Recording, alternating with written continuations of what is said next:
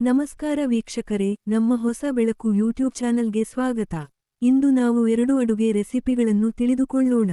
ಇನ್ನು ಯಾರೂ ಕೂಡ ನಮ್ಮ ಚಾನೆಲ್ ಸಬ್ಸ್ಕ್ರೈಬ್ ಆಗಿಲ್ಲ, ದಯವಿಟ್ಟು ಸಬ್ಸ್ಕ್ರೈಬ್ ಮಾಡಿ ಮತ್ತು ವಿಡಿಯೋಗೆ ಒಂದು ಲೈಕ್ ಮಾಡಿ, ಶೇರ್ ಮಾಡಿ.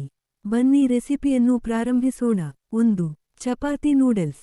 ಒಮ್ಮೊಮ್ಮೆ ಸಂಜೆ ಹೊತ್ತು ಏನ್ ತಿಂಡಿ ಮಾಡೋದಪ್ಪ ಅಂತ ಯೋಚಿಸಿ ಸಾಕಾಗತ್ತೆ. ಒಂದು ವೇಳೆ ಬೆಳಿಗ್ಗೆ ಮಾಡಿದ್ದ ಚಪಾತಿ ಹಾಗೆಯೇ ಉಳಿದಿದ್ದರೆ ಕೆಲಸ ಇನ್ನೂ ಸುಲಭ. ಚಪಾತಿಯಿಂದ ಏನು ಮಾಡೋದಪ್ಪ ಅಂತ ಯೋಚಿಸ್ತಿದ್ದೀರಾ? ಹೇಳ್ತೀನಿ.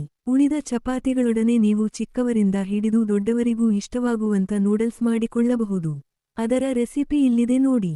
ಬೇಕಾಗುವ ಪದಾರ್ಥಗಳು: ಚಪಾತಿಗಳು, ಉದ್ದಕ್ಕೆ ಹೆಚ್ಚಿದ ಕ್ಯಾರೆಟ್, ದೊಣ್ಣೆ ಮೆಣಸಿನಕಾಯಿ, ಈರುಳ್ಳಿ, ಎಲೆಕೋಸು ಮತ್ತು ನಿಮಗೆ ಇಷ್ಟವಾದ ಮತ್ಯಾವುದಾದರೂ ತರಕಾರಿ, ಶುಂಠಿ ಬೆಳ್ಳುಳ್ಳಿ ಹಸಿರುಮೆಣಸಿನ ಪೇಸ್ಟ್, ಎಣ್ಣೆ, ಉಪ್ಪು, ಸೋಯಾ ಸಾಸ್, ಚಿಲ್ಲಿ ಸಾಸ್ ಹಾಗೂ ಟೊಮ್ಯಾಟೊ ಸಾಸ್.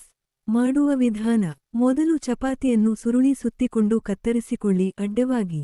ಒಂದು ಬಾಣಲೆಯಲ್ಲಿ ಎಣ್ಣೆ ಹಾಕಿ ಅದು ಕಾದ ಮೇಲೆ ಶುಂಠಿ ಪೇಸ್ಟ್ ಹಾಕಿ ಸ್ವಲ್ಪ ಬಾಡಿಸಿ. ಉದ್ದಕ್ಕೆ ಹೆಚ್ಚಿದ ತರಕಾರಿಗಳನ್ನು ಹಾಕಿ ಫ್ರೈ ಮಾಡಿ, ನಂತರ ಕೊಂಚ ನೀರು ಚಿಮುಕಿಸಿ.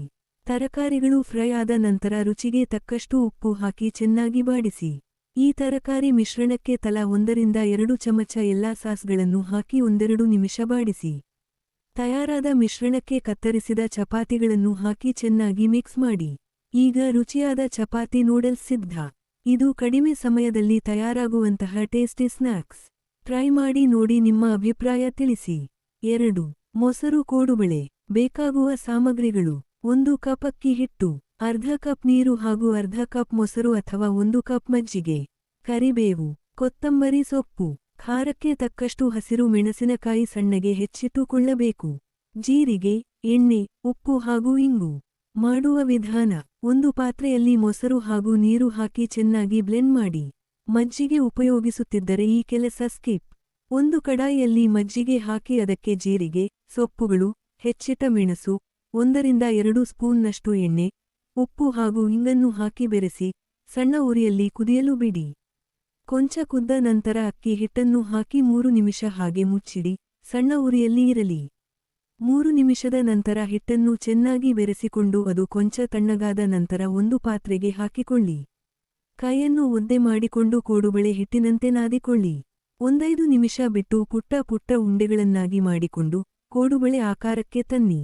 ಎಣ್ಣೆ ಬಿಸಿ ಮಾಡಿಕೊಂಡು ಅದರಲ್ಲಿ ಕರಿಯಿರಿ. ಗೋಲ್ಡನ್ ಬ್ರೌನ್ ಬಣ್ಣ ಬರುವವರೆಗೂ ಕರಿಯೋದು ಬೇಡ. 3-4 ನಿಮಿಷ ಕರಿದರೆ ಸಾಕು. ಈಗ ಬಿಸಿ ಬಿಸಿ ಮಜ್ಜಿಗೆ, ಮೊಸರು ಕೋಡುಬಳೆ ಸವಿಯಲು ಸಿದ್ಧ. ಹೊರಗಿನಿಂದ ಕುರುಂ ಕುರುಂ ಎಂದರೂ ಒಳಗೆ ಮೃದುವಾಗಿ ರುಚಿಯಾಗಿರುತ್ತೆ. ಸಾಯಂಕಾಲದ ಸಮಯದಲ್ಲಿ ತಿನ್ನಲು ರುಚಿಯಾದ ತಿಂಡಿ ಇದು. ಟ್ರೈ ಮಾಡಿ ನೋಡಿ, ನಿಮಗೆ ಖಂಡಿತ ಇಷ್ಟವಾಗುತ್ತೆ. ಧನ್ಯವಾದಗಳು.